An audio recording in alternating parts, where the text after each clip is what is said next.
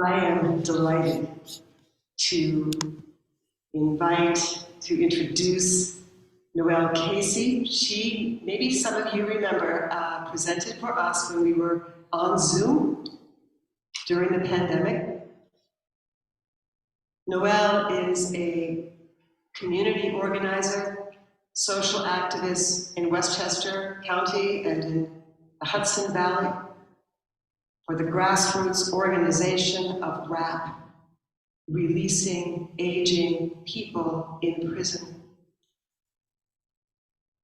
She's going to let us know about some of the legislation and activities that they are interfacing with that address social injustice.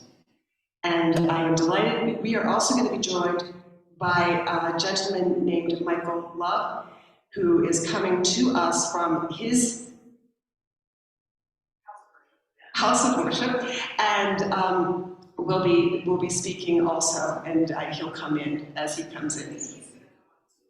Oh, he's going to come on Zoom. Has he come on Zoom? Like, hasn't yet. Okay, so we'll be on the lookout for him. Okay. Well, come on up.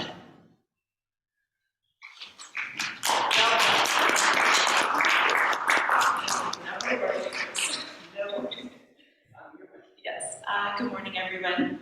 I'm Noel, like Jay said, and I just want to thank Jay for extending the invite to RAPP, for all of you for being here and listening to us, and then Michael will join on Zoom and sort of give you his perspective and his experience being formerly incarcerated and coming home and returning to the work, and how his faith, was a big help in his rehabilitation. Let's see if I can raise it. Oh no, I just want to make sure everyone hears that. Is that better? Yeah, when you get closer to it, that's best. Okay, is that better? And I'll just tell you a little bit about our work, what we're doing, who we're fighting for, and how everyone can help or join in or support our work. So I work for a group called RAPP, which is Release Aging People in Prison. It's been around since 2011, and it was founded by Mujahid Farid, who was incarcerated for over 37 years. During his incarceration, he created incredible programs. He earned 3 master's degrees, 2 associate degrees. He created an HIV education program that's still enacted in prisons today. This was in the 90s at the height of the HIV and AIDS crisis, where education was not implemented in prisons across the state. He was a religious leader, a faith leader, a mentor to all young men throughout all the facilities he was in. And despite all of his great accomplishments, all of the things that he did to better himself, to spend his time inside worthwhile, he was continued to be denied release due to something that he could never change, which was the nature of his crime. We know that people can change, and I believe in rehabilitation and change, and that people can become better and evolve, but there are some things that you cannot go back and change. You can only change yourself. And he was able to do that, but was continued to be judged and punished for a decision that could never be changed. Upon his release, when he finally was, he could have been released in his early 40s and been healthy and be the leader that he was inside, on the outside, but instead he was released in his late 60s and then later passed away only 7 or 8 years later. While you're incarcerated, you age rapidly. Every 1 day outside here is 3 days incarcerated. So you're aging at triple a rate, as someone who has access to healthcare, support, family, good living conditions, and isn't subject to daily trauma and abuse. And so Farid, even though he, at a short time here, had a super impactful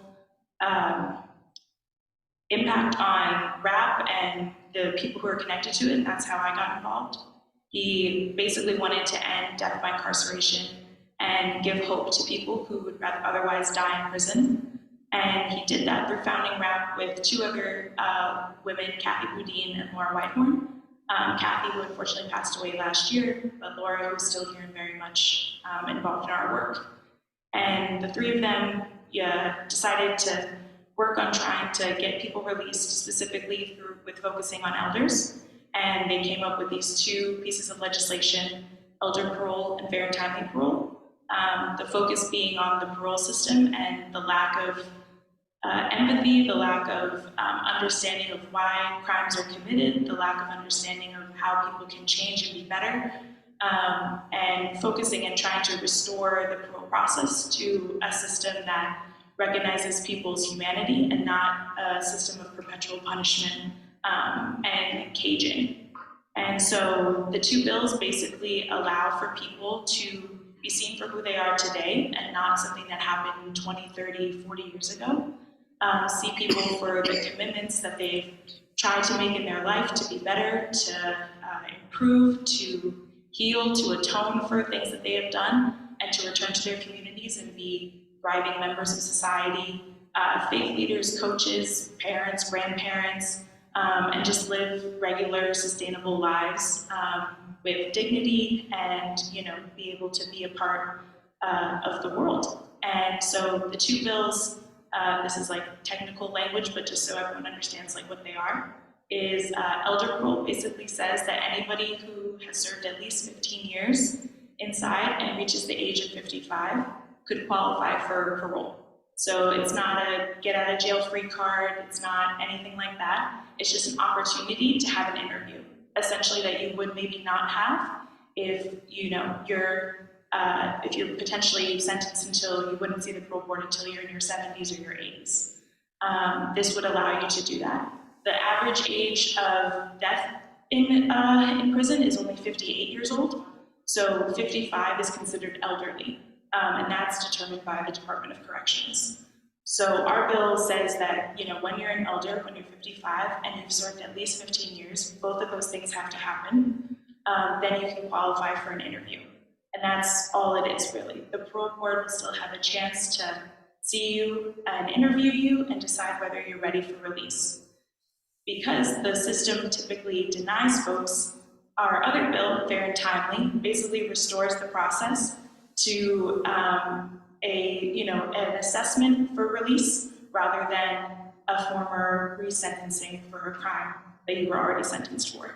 So it basically just removes a portion of the executive law that allows for the parole board to have sort of full control and say that you can deny someone based on the nature of their crime.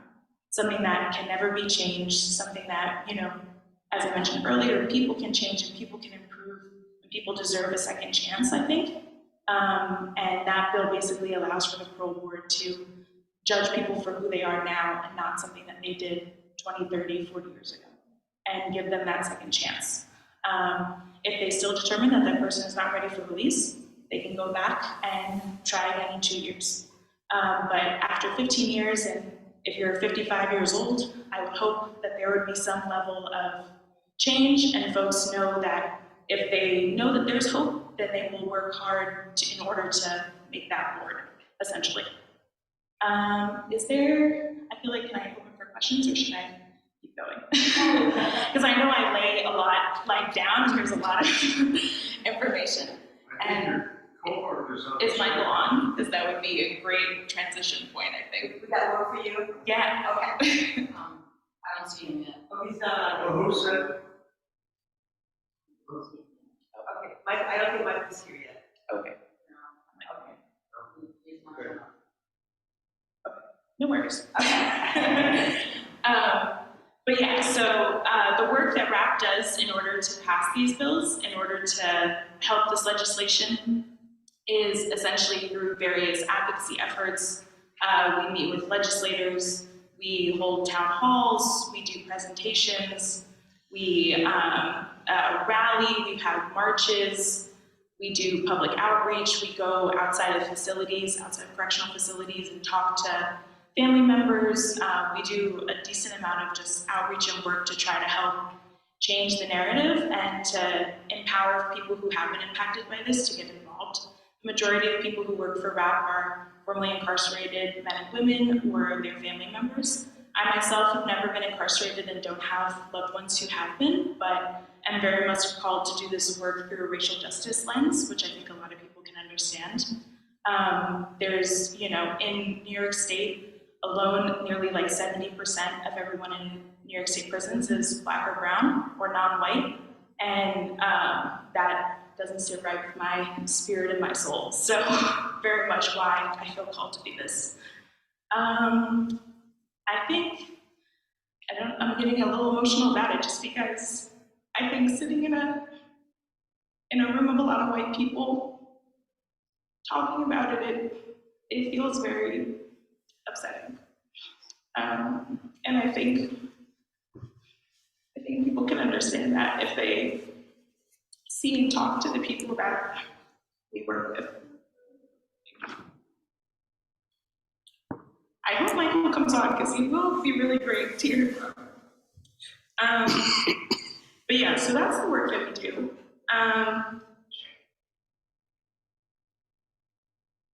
Yeah, it's deeply emotional and powerful, and I think ways for folks to get involved is we have an advocacy day coming up on April 17th.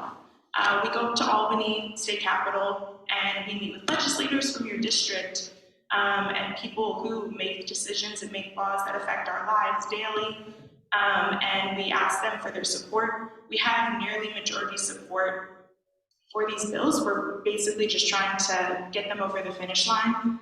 I think there's we have support from people who are in religious groups, people who are in social justice work, people who are impacted, people who are not, people who are survivors and victims of crime, people who have never heard about this work, but I met them at a farmer's market and changed their mind on something. So there's large statewide support. There's organizers like myself in the city, in Buffalo, in Syracuse, in Long Island, in Albany, in Rochester, so all across the state. We have groups and support. So I think we're just asking for folks here in this small little part of the Hudson Valley to call legislators, to be active, to learn more, to be supportive in different ways, find out more about what we do. I have cards with me if folks want to hear about it. But yeah, I think that's essentially it. And we'll open it for questions because usually I can explain more when people ask specific questions. It's a little bit easier. So, thank you. I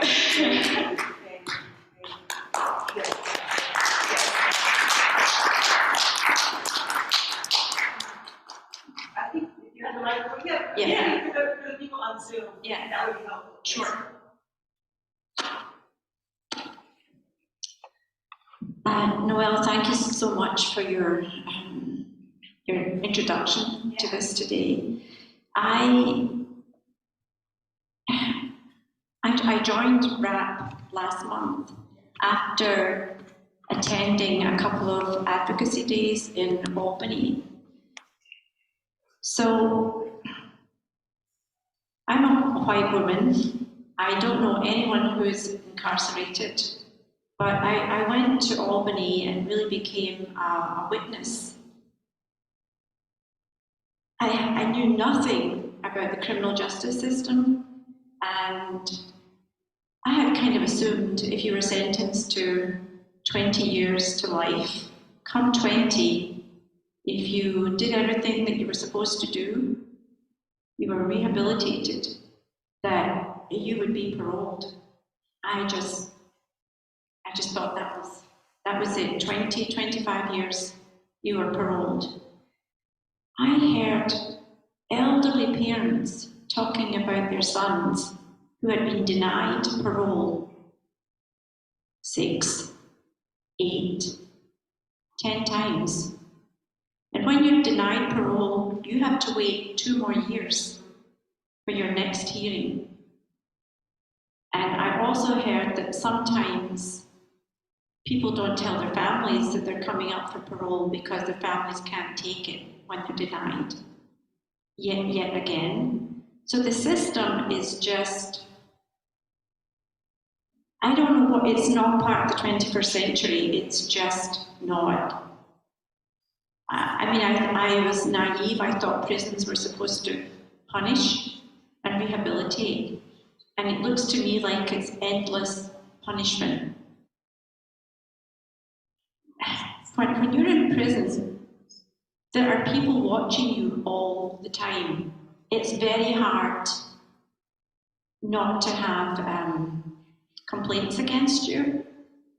So these men and women are surviving in this kind of environment, this trauma. The food is awful. Medical care is awful. And you're trying to behave so that you're ready for your next parole hearing. It's inhumane. So anyway,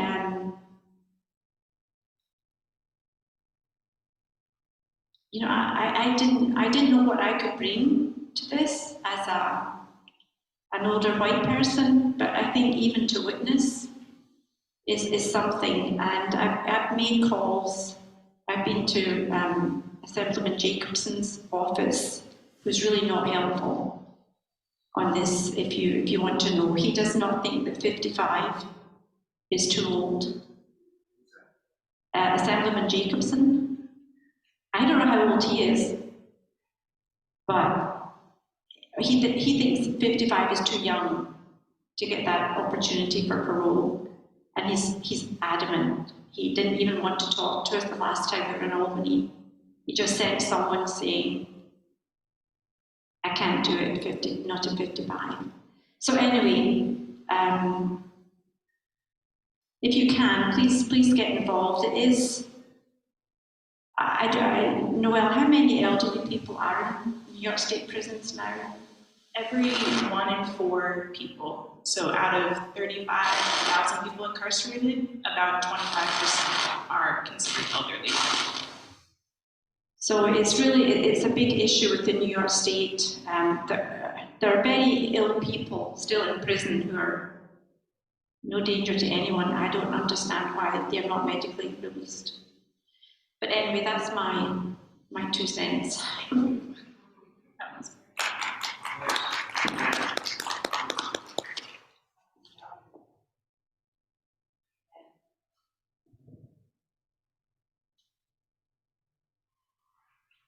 We're in another age of hearing about we need law and order. It seems to ebb and flow. More of an ebb than a flow, in my opinion. And parole board members are appointed by politicians. And we are responsible for electing the politicians. They listen to the money more than the vote. And this really comes down to being a jobs program. The reason there's so much pressure to keep people in prison so long is to keep prisons open upstate, where there are no other jobs. We have no business being in the business of imprisoning people so that there are jobs.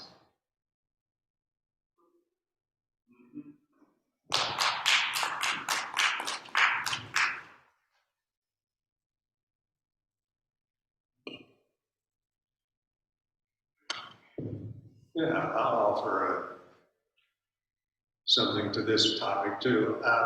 There was, not long ago, there was a program on television about the Norwegian prison system, which was far less punitive.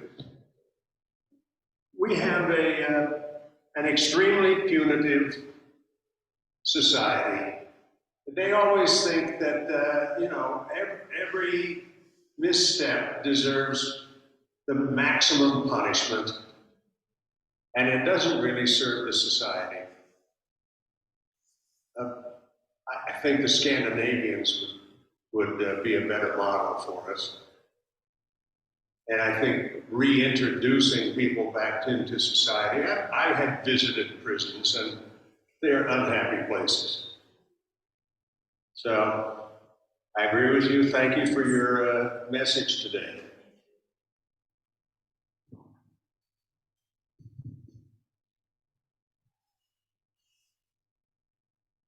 Thank you for coming. I'm a firm believer in second chances. So I'd like to know, okay, so when it hit the age 40, and you said it's like it's 40, and then, and 15 years at 55, does that depend on the severity of the crime? Sure. So our bills don't discriminate based on anybody's crime. We think that everybody deserves a second chance, regardless of what you were convicted of or charged with. But the discretion is still up to the parole board. But I think that the fair and timely bill essentially allows for people to, if during your time you've committed a terrible crime at 22, but now at 55, 60, you are, a violence interrupter. You've, dedicated your life to faith, to organizing other young men and women inside, to creating programs, to education, that those things should matter also. And is there, for the elderly that are released, are there, programs that assist them on the outside, or is it your cut loose or on your own? So the Department of Corrections does just cut you loose. They do just say, go on with your time, be free now. But with little support or access to other programs, that is very challenging. I think everyone can understand that. I'm of two minds of that. Of one, there are a lot of people whose families are ready to welcome them home, of people who, have been married for many years or have connected with people while they've been inside. A woman in Kingston who I know has been a pen pal with a gentleman inside for over 25 years, and when he's released, she doesn't have any other family or friends. She is going to take him into her home. There are people like that who will support you, as well as people's individual families, their grandchildren, their nieces, their nephews, their extended family and friends. And then there are programs like RAPP or Exodus or other sort of grassroots reentry work where RAPP doesn't offer you we don't offer, job assistance or other sort of direct services, but we can offer community and support and a place to go where people, have similar experiences to you to support you. So there are those things, but the sooner someone can get out, the earlier, the more likely they are to have more support or to be able to work or to find work. If you're released when you're 82, that is obviously a lot harder. So releasing someone earlier is beneficial for that person to be able to be healthier, to live in the community and support themselves, and have potentially more family around to support them too. And thank you for coming, and thank you for all you do. Yes, thank you.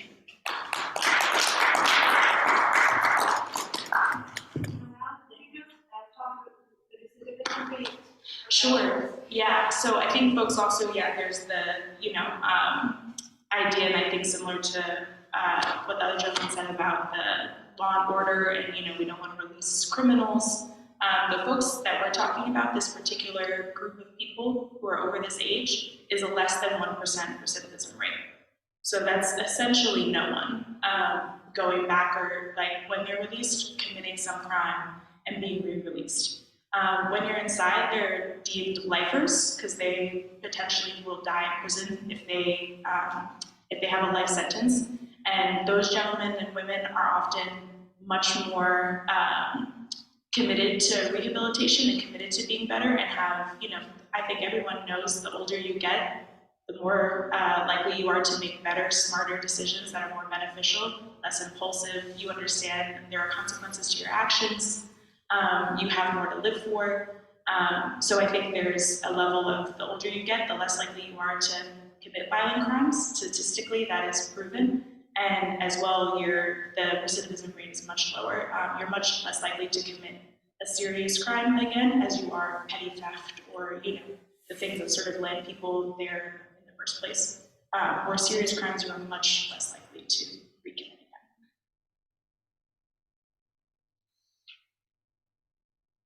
Well, thank you. Yes. Is there anyone on Zoom who might have a question for Noel? Marshall. Yeah. Is there any contact that RAPP has with the families of people who have been harmed? Say somebody murdered a family member. And because I was speaking with somebody yesterday about this, that you were going to speak, and they said, well, what about the people who were affected by the crime? And so I started talking about grace, mercy, forgiveness. It got me revved up, but I'm just wondering, is there any contact with those who would say, well, no, don't let this person out. They did thus to us. Is there any process by which those folks can, some will come to some grace and mercy, or forgiveness themselves, and some will not. And so I'm wondering, is there any contact or, that RAPP is able to have with those folks to see if they can also start to advocate or just not fight it?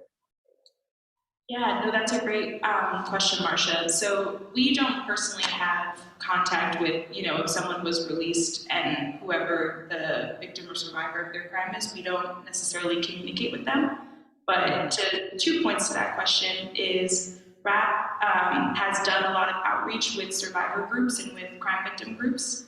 Okay. And is specifically supported by like the New Yorkers Against Sexual Assault, New Yorkers Against Gun Violence, people who, organizations that support victims and survivors. We've allied with them and worked together. I don't think you can ever minimize harm once it's committed, especially serious harm. I think it's specifically something like, murder or sexual assault, which or child abuse, people consider very serious, and it is very serious, and you can never minimize that. So we work alongside those groups in order to influence and impact our work and the work that we do to never minimize that.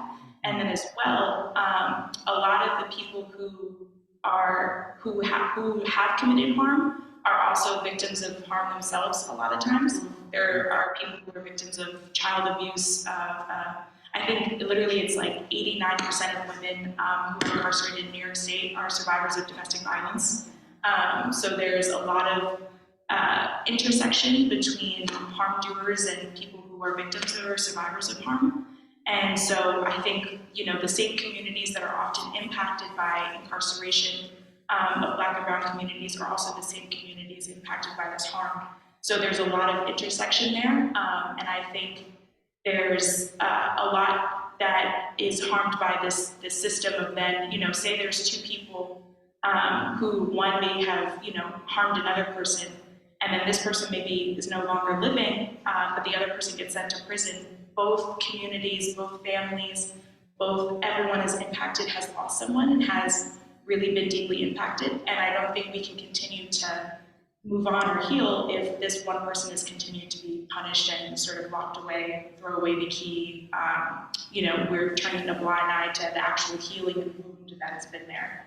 And then the third thing I was going to say about that was something else, but I had a good point and I lost it. But I appreciate that question because it's important, I think, for folks to realize, oh, yes, there it is. That essentially, I think we understand too that someone who may have been harmed may never be able to forgive that person. Like you said, they may never be able to heal and move on from that, but that doesn't mean that the person who committed the harm is without forgiveness or is without mercy or having other people maybe need them later in their life and see them as good.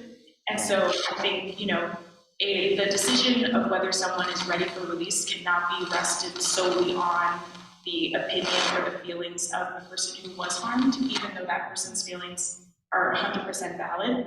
There could be another 100 people who've been touched by an individual who don't see the need for them to be punished any longer. So I think there's a way to handle like victim statements and victim opinions, but also that it can't be the only reason, because most people, I think, could have a hard time healing or moving on from that, and so that can't be the only reason that someone is denied release as well. It has to be other things. So I think that's, to your question, if someone asks you that again, those are some things that you can sort of bring to the conversation, because it is hard when we're talking about that, but we can never minimize harm, and we can never, but we also can't, diminish any harm that someone who's committed it has also been through too, so. Right. That's Yeah. a wonderful question. I want to let you know, Noel, Michael is on. Amazing. So would you like to introduce Michael? Sure, yes. I see him there. Okay, so this is Michael Love. He had another service and then we had a miscommunication of locations, but he is here on Zoom and I'm so excited for him to just share about his experience and serve as a very amazing, wonderful example of who RAPP is fighting for and who RAPP works with and what we're rooted in. So Michael, take it away. Thank you for hopping on. Hello, everyone. It's my pleasure. I'm sorry I couldn't be there in real time and presence, but it's my pleasure. My name is Michael J. Love. I was a person who was criminally involved in the criminal justice system for much of my life, was squandered in institutions of captivity. So I was always in and out. I first served time on what they call the installment plan, where you go in, you come out, you go in, you come out. My story started at the age of 13 when I started playing hooky from school. School, for some reason, the education experience didn't resonate with me. I don't understand that when I look back on it. And then before you know it, I wanted more adventure, more daring. So before you know it, I started running away from home. I became a chronic runaway in New York State. And they didn't know what to do with a kid like me. So what they would do, they would just warehouse us. So at that time, we had the Spofford Detention Center in the Bronx. And I was in and out of there. But I realized that all that did was prep me for more incarceration, more serious offenses. Before you know it, I was in and out of Rikers Island. And then before you know it, I finally came upstate. So my first time I come upstate to prison was, I did 7.5 years for armed robbery. And then after my 7.5 years, I came back home, wound up resuming that old lifestyle. I had no prospect, no purpose, no vision, no nothing. It's like my life only meant doing things that made me feel good. And the thing about it, I wasn't raised like that. When my mother carried me in her womb for 9 months, she never thought to herself that she was raising a scoundrel, that she was raising a criminal. That was never her plans for me. That's just the kind of life that I settled for. So I rebelled against authority, rebelled against the directions and the upbringing of my parents. And it cost me a lot. So before you know it, I wound up getting sentenced to 25 to 50 years. Well, I was actually sentenced to 50 to 100 years. The courts gave me more time than the statute recognizes. So I was sentenced on 12 to 25 for 4 counts of first-degree robbery. No one was hurt, no one was killed, but I was also a defendant in the courtroom.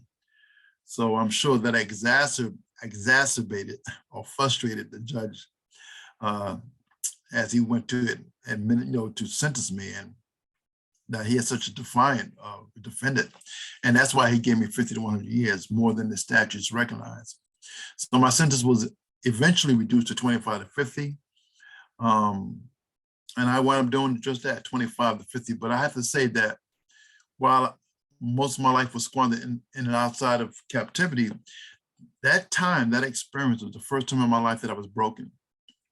And it was in my brokenness that critical self-examination found a place in my life. And I began to think honestly and soberly about my life and the kind of choices I made, and knowing that my legacy was pathetic. I was leaving a pathetic legacy to my children. I dishonored the legacy of my parents and their forebearers. And before you know it, I had an experience with Christ Jesus that just changed my life. I met him in a Sing Sing cell in prison. And I began to read that Bible and begin to find hope. So I moved from being crippled in despair to life, to possibilities. And I began to see that I was not supposed to have a life like that I chose. So I took control of my life through Christ, and I began to educate myself. I got my GED while I was locked up. And I was so galvanized. I was an 8th grade dropout. I was so galvanized by the educational experience that I went even further. I remember right from getting my GED to get to marriage college, where I acquired my bachelor's degree. And then I went further than that and got a master's degree in professional studies in urban ministry. And I began to love people and see that I had value, and other people had value too, even if they didn't know they had value. So much of my incarceration was invested in helping men to change their lives. So I have mentored and discipled many men, and I continue to do that to this very day. The idea was to get men to see that whenever we have embrace those values like being a thug or being a player, when that becomes the supreme model of our masculinity, then that itself is a dire indication of our crisis as human beings. So once I get a chance to show men that, I also show them, I said, and also when you embrace a criminal lawless lifestyle, you also become a social agent of genocide. You become an instrument of social genocides. It doesn't matter how much you say you love your people, you love your community. If you're not becoming an asset to your family and your community, but a liability, you are a liar. You're living a very intelligent and deliberate lie. So people ask me where I get my perspectives from. I said, well, I find it all in the word. As I begin to get into the word and begin to translate the word into a reality, because the word, it just made much sense to me. In fact, the life outside of the gospel didn't seem to make much sense to me. But once I saw the value, how God loved men, he adored men. And even as Christians, I realized that I am not called to judge those on the church. I'm not called to judge. And a lot of people in the church, they seem to think that's what we're called to do. We're not called to judge. Just show the love of God and be merciful and meet people where they're at the point of their needs. So being a servant is something that I love to do. I love to see men change their lives, to walk alongside of them and help them through their journey. I love to see men change, because I know if I could change, and the court had adjudicated me as incorrigible. They're saying that I had no capacity or no inclination to change. And maybe on some level they was right. But once I had the experience with Christ, it changed everything. It altered radically the whole trajectory of my life. So not only did I wind up getting education, but I also found myself teaching. I was an adjunct instructor. I was in fish school teaching ethics, teaching Christian history, teaching English. It was amazing. And I used the educational platform, particularly ethics, as a way to get men to think more soberly and more deeply about their lives and their choices, how they impact their community and their family. Because I think that the person who has embraced a lawless lifestyle, I think that he's the epitome or the personification of a narcissist, because he's not considering how his behavior affect other people. And when you learn to put that in perspective, you just can't victimize people. You can't mistreat people at all, because that golden rule is so powerful. If I believe that people should be treated the way I want to be treated, then the slightest deviation from that principle makes me a tyrant.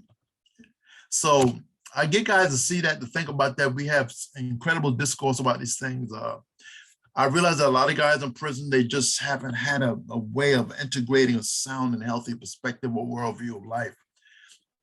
Somehow they're bought into these bogus and misguided notions that life is for their to take what they want to take and who they want to take it from.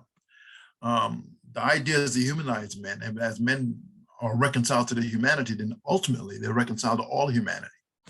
And that's the privilege of life. That's the privilege of life, that we get a chance to navigate life, the challenges of life. I've been home 6 years now, and I'm on my third home, believe it or not. It amazes me what God has done. It amazes me what I experienced. I came home, my first job, I was working in Newburgh as a program assistant for an auto recovery. I was doing that part-time. And people will tell you that when I would come to work, I came to work looking forward to it. I was well grown, had my tie, my shoe on, and just had the right attitude, this amendables. It was just such an awesome privilege that I had another chance. Now, I have to admit, when I went to the parole board, the climate was that a person like me wouldn't make the parole board.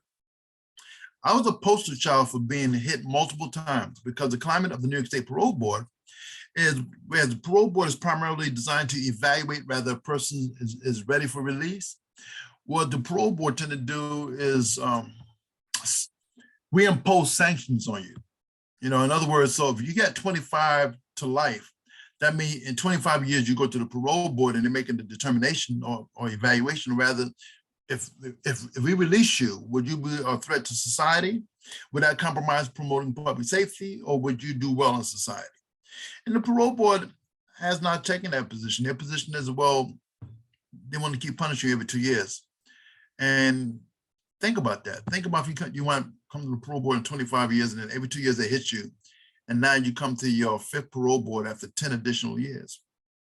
Think about the cruelty of that. How that completely confiscate you of all hope. But I left men behind who, while they're subjected to that and dealing with that, they resolved to continue to soldier forward, to do well, to help other men. Prisoners helping prisoners is a radical concept, but it's an old concept. Helping men to change their life, because once you get that thing that makes you human and you're in touch with humanity, you are obligated to help others do the same. So my 6 years of life, this February 27th made my 6 years of being home. My first job, like I told you, I was a program assistant at Onward Recovery, which is an independent living program where you prepare people to live on their own. I did that for about 4 months, and I got my second job. I became the very first executive director of the Hudson Valley Community Center, where I had 15 people under my charge. That was unbelievable. A 40,000 square foot building. We was dedicated to helping children who was at risk between the ages of 7 and 14 years old. And what we did, we had the summer camp program and the after school program. And to be able to do that was awesome. But you know, nonprofit don't pay you much. It really doesn't. So much as I love the work, I needed a viable, sustainable paycheck that wasn't at the mercy of some grant, you know. And that's another thing. What I didn't like about the job was being a professional beggar, because to get money, you have to go out there and beg. And you can see that in Poughkeepsie, that children are not really our priority. If you follow the money tells the story. And then the money says that our children are really not our priority. The whole time they become a priority, we find these resources, an abundance of resources when it comes to arresting them and criminalizing them and incarcerating them. But in terms of programs that are proactively committed to preparing children to avoid the criminal justice system, we don't see a lot of money going that way. It's hard to find money.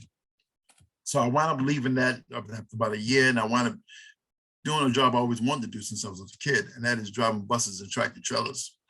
But as I do that, I know that this is only for a season, and that I have to go back to the nonprofit eventually because the need is so great, it's so important. So, but I think when you come home after doing 25 years or more, you really need to be financially secured as much as possible, because you're a late bloomer, you're starting late from ground zero. And a lot of guys do go into no nonprofit, though the nonprofits don't pay a lot of money, though they don't always have the proper job package for you, you know. So I know I have to go back because I know I owe my community, you know. And right now I'm on my third home in Wapages Falls. Our second home is a condo. We're renting that out to family that was living with us.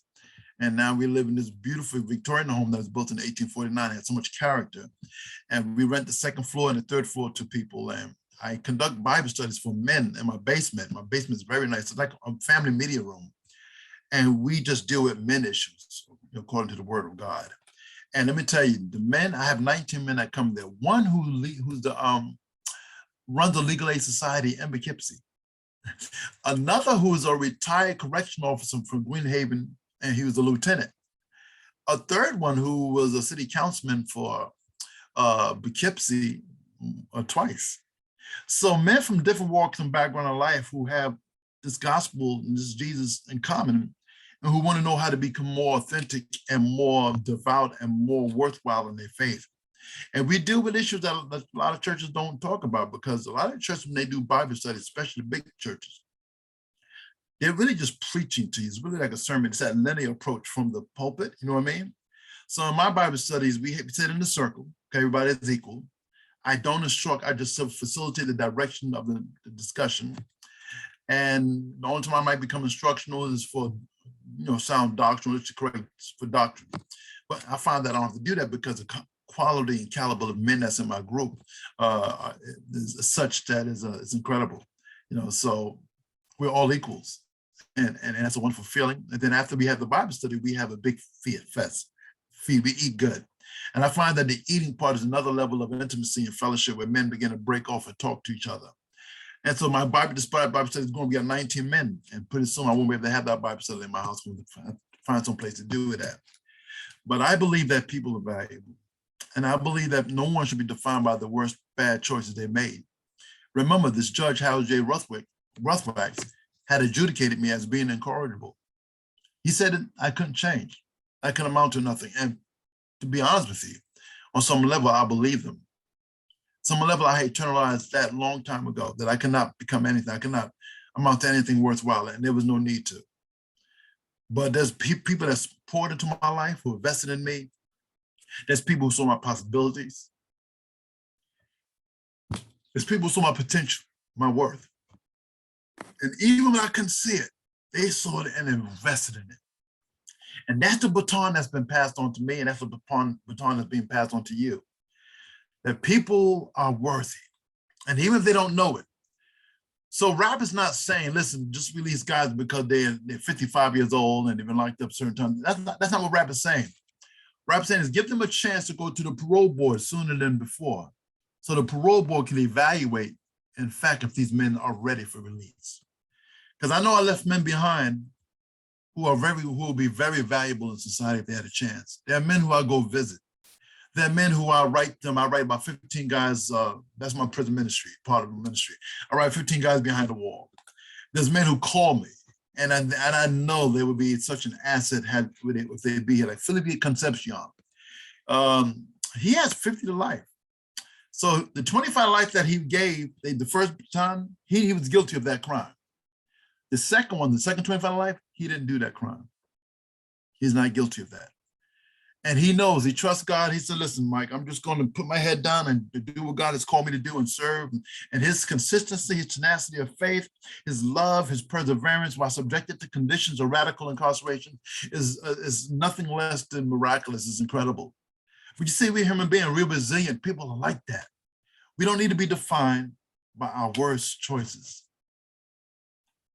If we can really get that, if people realize that. And I met people who I said, I don't know if this guy should ever be in society again, because this guy is he's still living like a criminal.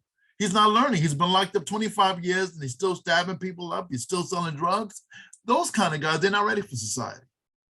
But there are men who are ready for society. And I hope that they would have the chance that I had, the chance to become a contributing member to society, a tax-paying, law-abiding citizen, that I could do this feel special. Yes. Oh, sorry. My name is Jay, and I'm the worship associate today, and we want to Thank you so much for sharing your heart, your experience, your faith, your possibility. What a profound and deeply felt sharing. We have such gratitude for you. Thank you.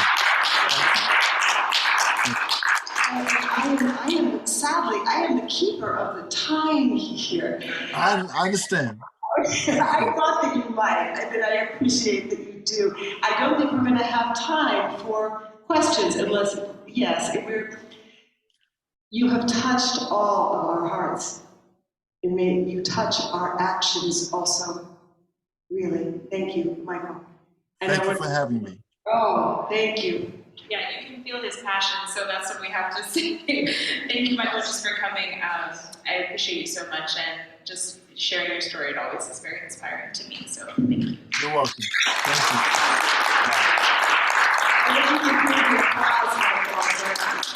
Thank you. You've touched us deeply, and we hope that you will come back and visit us, and that we can also learn from you. Thank you, Michael. I would like that. You're welcome. Thank you. So our closing song?